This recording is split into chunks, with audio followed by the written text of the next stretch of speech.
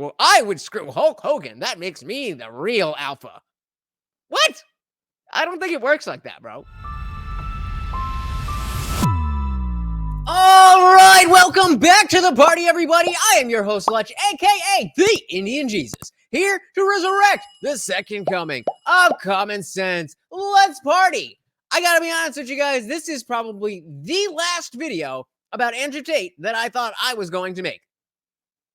It's just not what you would expect. So Ben Shapiro is covering this, a little clip. I don't know when this is from. I don't know where this is from, but it's definitely something we need to take a look at. So let's dive right in, and then we'll talk about it on the other side. So, folks, Andrew Tate has gained an enormous amount of popularity in the online space, but I have to say that his takes on issues, sometimes I think his diagnoses of American society, Western society, sometimes I think those diagnoses are correct, and then sometimes he unleashes takes that are just bizarre and weird and seemingly inexplicable. So you would expect someone like Ben Shapiro to, have that opinion about Andrew Tate in general.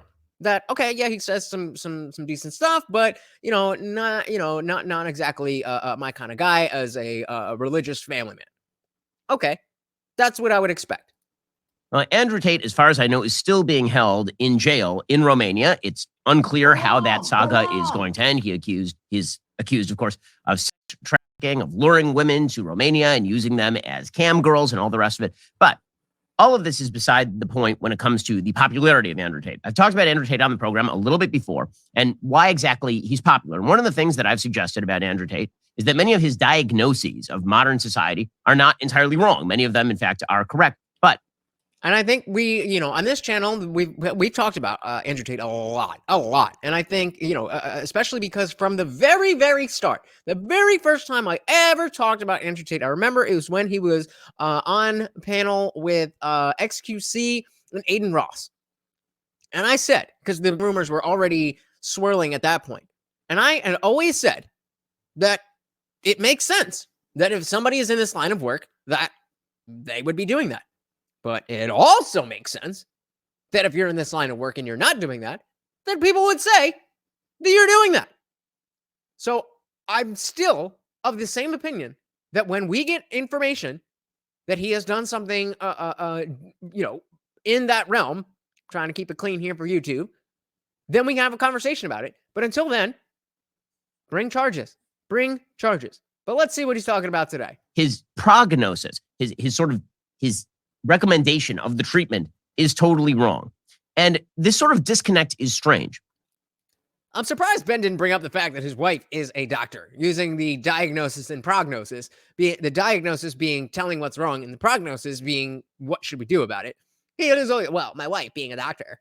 It becomes stranger when you see some of the things that Andrew Tate has said recently. So there was a tape that emerged on the Twitters over the course of the last 48 hours of Andrew Tate talking about whether he would prefer to have sex with a male who had had many surgeries to look like a female, but still had not had bottom surgery, meaning he still had the full male appendages, or a very ugly woman. And I think there is something kind of important about the fact that there are so many young men who are drawn to Andrew Tate, and then Andrew Tate says stuff like this. Yeah, and I mean, like I said, I don't know when this video is from. I don't think he said it in the last 48 hours. It doesn't seem, from what I remember seeing, it doesn't seem like he was in, a jail clothes or on a perp walk or anything. But, oh my God, guys. Or said stuff like this. It's bizarre. It only makes sense in a particular cultural context. I want to get to that in a moment. Here's what Andrew Tate actually said. All right. I recently posted a question on Twitter. So yeah, he is not in jail. This is from the before time, before he got canceled. Asking, would you rather have sex with a transsexual, which is a legitimate 10, or a woman, which is a legitimate 1? And everyone's sitting there clicking woman, because they think they're going to be gay if they do anything else, but they're not actually thinking about the question. When I say a 1 and a 10, I mean Megan Fox with a or Hulk Hogan with a That's the girl. This is the question I'm asking. Megan Fox or Hulk Hogan? I'm staying out of this whole thing. I'll go incel if I have to. No, thank you. No, thank you.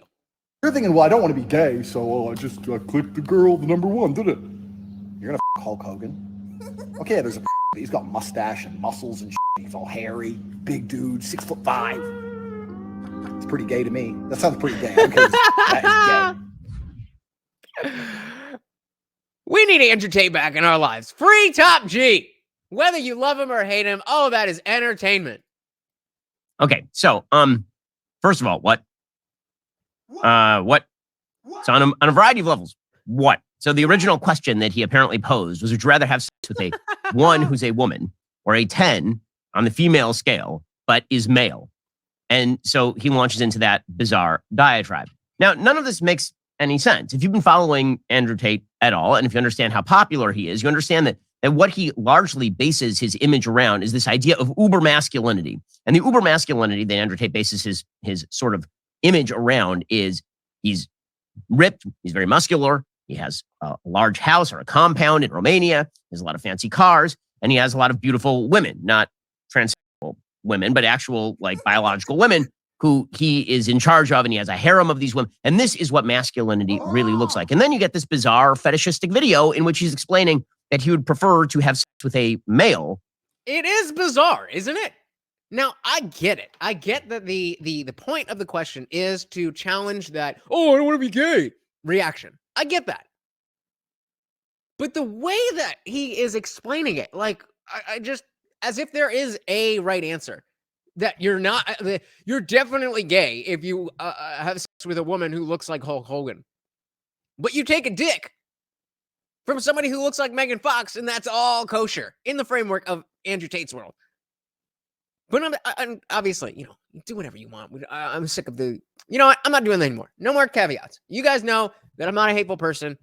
When I talk about sex and dating and stuff, I'm just going to talk about it in my own personal experience. I'm not going to talk about, oh, well, it could be this and that's probably fine. No, this is it. This is it. This is it. So it makes sense that he would want to challenge that, oh, I don't want to be gay thing. But he didn't really solve it by saying, well, I would screw Hulk Hogan. That makes me the real alpha. What? I don't think it works like that, bro. So what exactly is happening here? Well, none of this makes any sense. And frankly, none of our modern culture makes any sense.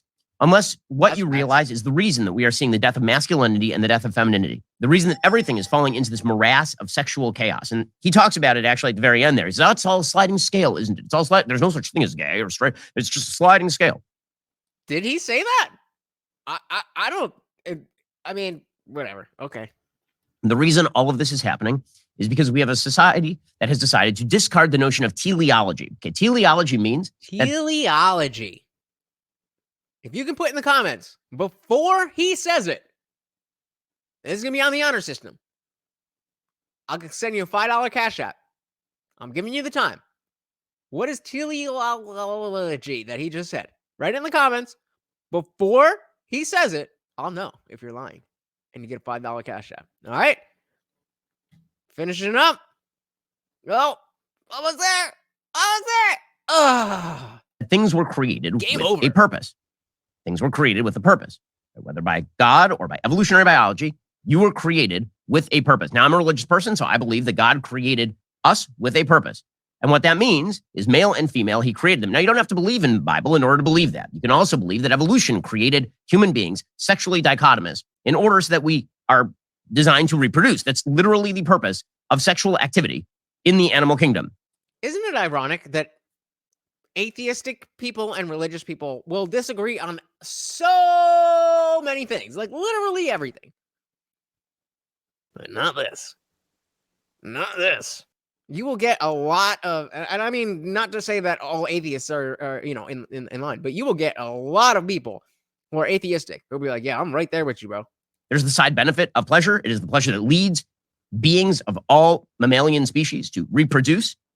But the reproduction is the end, right? The thing toward which sex is generally oriented in the animal kingdom is reproduction, because otherwise it would be no different than baboons scratching one another or something. Ha! Welcome back to your 5th grade sex ed class. Male and female are built around this. Women were built by nature or by God, whichever you choose, in order to bear children and rear them. This is their primary reproductive function, not their only function in the world. It is their primary reproductive function. When it comes to sex, this is the purpose of sex. And for men, the purpose is to generate offspring and then to protect and defend those offspring. This is not just true for human beings. This is true for primates. This is true for literally all species that have sexual dichotomy attached to them. And so sex and masculinity and femininity were built around these roles.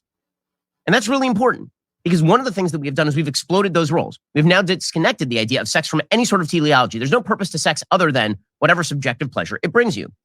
There's no purpose to sex other than the pleasure that it brings you. So, I mean, he goes on, and you can check out the video for yourself, but I really just needed to share this with you guys, this video about, would you go Hulk Hogan or Megan Fox? So let me know what the right answer is. If you had to choose, who would you choose between the female Hulk Hogan and the male Megan Fox? Which one makes you gay? Which one's not gay? Let me know in the comments below. Thank you so much for partying with me, guys. Once again, I am your host, Lutch, aka the Indian Jesus, here to resurrect the second coming of common sense. Catch me live every Monday, Wednesday, Friday, 8 p.m. Eastern. Until then, guys, I am out of here. Peace.